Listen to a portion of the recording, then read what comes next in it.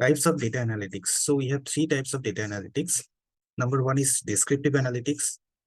What do you mean by descriptive analytics? What actually happened and why? For an example, data mining and data analysis. So suppose if we are doing any type of analysis related to sales data to find out that how much sales we have done or how much profit we have earned, those type of analysis comes under descriptive. Now, number two is predictive. What do you mean by predictive?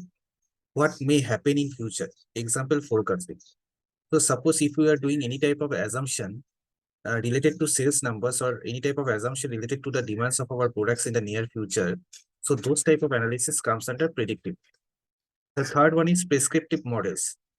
What we should do. For an example, optimization models, heuristic algorithms. So what we should do to increase the profit, or what we should do to minimize the transportation cost.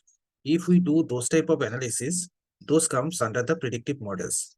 Now, if it seems interesting for you and if you want to learn more about the data analytics, please follow, like, and subscribe my channel. I am going to discuss in a great detail with the sample problem so that you can able to understand the issues. You can able to build your analytical model as per the requirement. Thanks everyone for watching.